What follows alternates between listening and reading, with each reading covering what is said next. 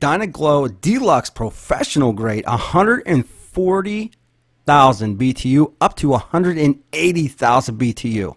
I looked on so many different websites, so many different brands, and I just could not decide until I come across this one. Now, looking at the video here, this does not do it justice. This thing is an absolute beast monster. I am telling you, you will never be cold again. Check this out.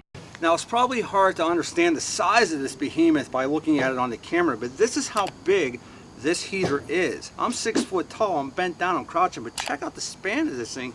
It is just massive. And that's really no joke. It is a monster. Now, you can go with the smaller unit if you wanted to. The next smaller size, you're looking at about 95,000 BTU up to 135,000 BTU, but you're only looking at about an $8 difference between the two. And for the weight, it's 52 pounds for the next smallest size. Compared to the 58 pounds, you might as well just go with the bigger. The only difference with the bigger one is that you also have to order it online, where the smaller versions you can get in store. I'll put a link in the description below. Alright, so let's get into this. Some of the stuff that really just kind of irked me was, well, there was damage. As soon as I opened up the box, I noticed that, well, right there, and that's not even bad. I fixed this. There was a giant dent to the point that the overlapped metal was actually coming up to the point that the kerosene or diesel fuel might have leaked out. So I had to bend that back down, hammer it in, and then I spray painted it black. The other issue I had was, because it was dented, I had one heck of a time lining up all of those holes. I had to drill those all back out again and line those back up. Now, that is not the fault of Dyna-Glo. That is the fault of, well, you guessed it, FedEx. However, I will also tell you that the only styrofoam or protection in the box was on the front of this heater and the back, none on the sides. So that could have helped prevent the damage. If there was absolutely no damage to this, it literally would have taken about 15 minutes to put everything together. All you got to do is put the wheels on, you got to put the frame together, and then you got to put the handles on. That is it. Now, let's take a look at something that I really did like. Where you plug this thing in with the extension cord, they added a nice little feature on the back where you can plug something else into it. So you're not eating up one extension cord, you can actually plug something else in. These are the smaller things that I like when it comes to buying tools. I'm not saying there wasn't other units that had that feature, but I just didn't see any from the ones I looked at. Now, you also have the high and the low switch on the back. It is very large, very easy to use. And you also have your pressure gauge located right next to the high-low switch. On the left side of the unit, you do have your fill and you do have your gauge. Now, that gauge works pretty well. It's pretty easy to see, but it will run on a full tank on low up to about 14 hours. Not only that, you can use a bunch of different fuels, which I was pretty excited about because I had a bit of an issue when it came to find kerosene. Apparently, you can't buy it anymore in Ohio. You can, however, use a bunch of different types of fuels. You can use the kerosene #1, you can use the #1, #2 diesel, you can use the #2 fuel oil. You can use all of this stuff. And if you were curious about the auto diesel that you see at a lot of these gas stations, yes, that is what I have been running this off of. It's also a 13-gallon tank, so you can get a lot in there if you needed to. Now, what really bums me out is kerosene burns a lot cleaner. Even that said, the diesel fuel isn't all that bad. You do get some smell with it and a little bit of soot if you're turning this thing off. Now, another awesome feature that works very well on this machine is the temperature gauge. You got a thermostat right here that you can crank up to 140 degrees all the way down to 40 degrees, and it will automatically self-regulate. It will shut off as soon as it hits that temperature, which I'll show you a little bit later in the video. It's super quick. All you got to do is set that and then come over and hit your power button. Once you hit that power button, boom, it kicks right on. Check that out though. You also have your thermostat and it's right on. My phone read 73 degrees. It was 73 degrees. So that's pretty cool. It is digital, and again, once you set that to 80 or 90 or whatever you're setting that at, once you hit that temp, it shuts off automatically. So what we're going to do here is we're actually going to set this. We're going to turn this up to about 80 degrees, and then we'll turn it on. I'm going to let you hear it run on low. I'm going to let you hear it run on high, and then we're going to show you later in this video, out in the night, I'm going to turn this on, and you're going to see the glow of these burners. All right, let's turn this jet engine on. Again, just flip that power switch to the on, set it to the temp that you want it to shut off at automatically, and it's ready to go. It'll kick on.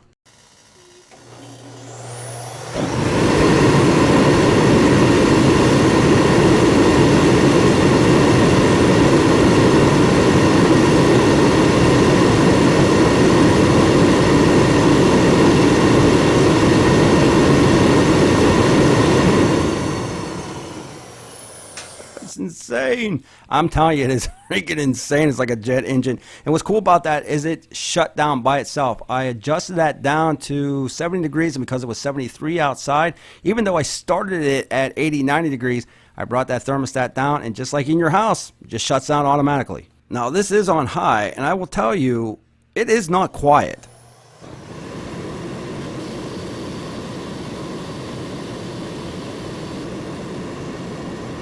You can see it did kick out a little bit of soot out in the front when I first started it, and it also does that when you first shut it down, but it's a very small amount. Now again, this is definitely not that quiet. You're probably looking at about 85 dB at least. It's going to be a little hard to carry on a conversation with it on high. Even when you turn it down on low, even though it does help, it's still pretty loud.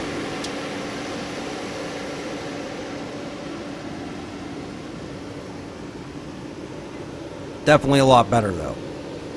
Now you're taking in the air from the back and you're pushing it out the front. I mean, look at this freaking thing here. You're looking at a little over 8 1/4, almost 8 1/2 wide on this thing. And I'm telling you, it does not do it justice on this video. It's just a freaking monster. There was so much heat being pushed out of this thing. At 140,000 BTU, it actually pushes the grass. I mean, you can see the grass being just pushed around with the air. It is intense. All right, we waited till it got a little darker out. I wanted to have this video up yesterday, but I wanted you to see this and just how intense that heat is that's coming out the front of this thing. Right now, this is on low.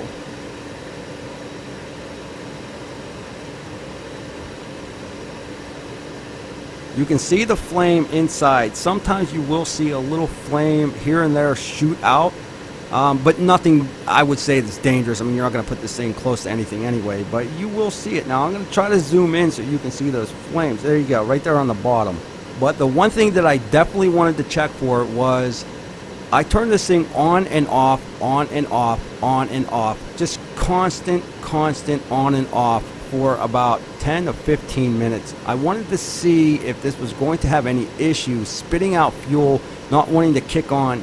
I did not have that issue at all. It kicked on every single time. But even on the low, you can see that thing is really starting to heat up. It is just insane how much heat. You just feel the air being thrown at you, the warm air. It's just simply amazing. I was really just blown away with how powerful this unit was. There again, you're just seeing that spark. Now here is a bit of a closer view for you. Again, you can see those flames, but they are pretty well protected. Every once in a while you get a flame that shoots out the side there, but not a big deal. I'd rather have that than fuel. Now this is on low. Watch what happens when I kick it on to high.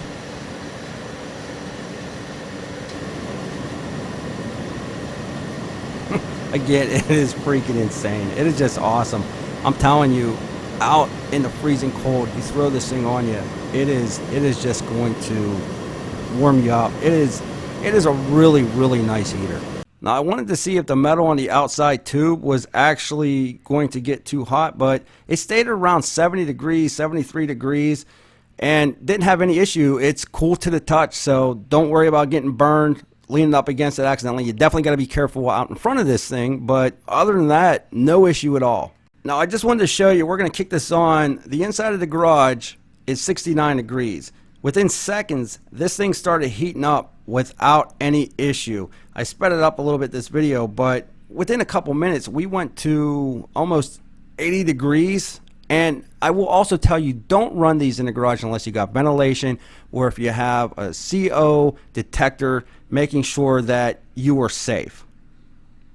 And what's awesome about it, it just shuts down automatically at 80 degrees where I set it. This is an absolutely fantastic heater. Again, I pay for this with my own money.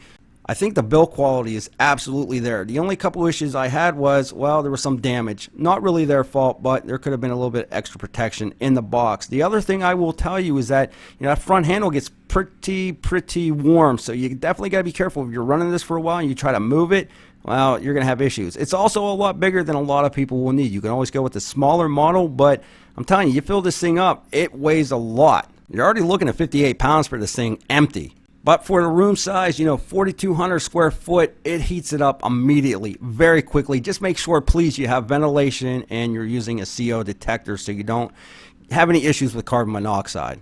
The flat free wheels, they're a nice touch. They don't wobble, but you can push them in and out. I guess that's okay. You know, it's designed to do that, but it kind of irritates me. The handle on the front, again, it gets pretty warm, so you got to be careful. I will also tell you in one of their videos on the Home Depot, you know, they make it look really easy to push and pull this thing with the handle. I will tell you, if you have fuel in that, that is not the case. You might be able to pull backwards, but if you push down or pull down on this thing, you're going to bust that handle. You got to wait until that front handle cools down to use it. I really love the propane heater that I have from Rigid. Like I said, it just burns a lot cleaner. With this, I have to run diesel because I can't find kerosene anywhere. But the Rigid was just a little bit too small for how much heat or how much more heat that I wanted. This right here heats that area up very quickly, but I do have to deal with a little bit of smell because it is diesel.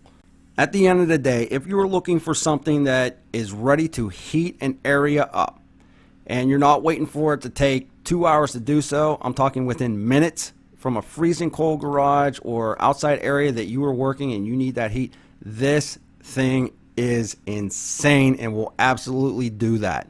The build quality is there. I have not had any issues with any fuel squirting out or spitting out.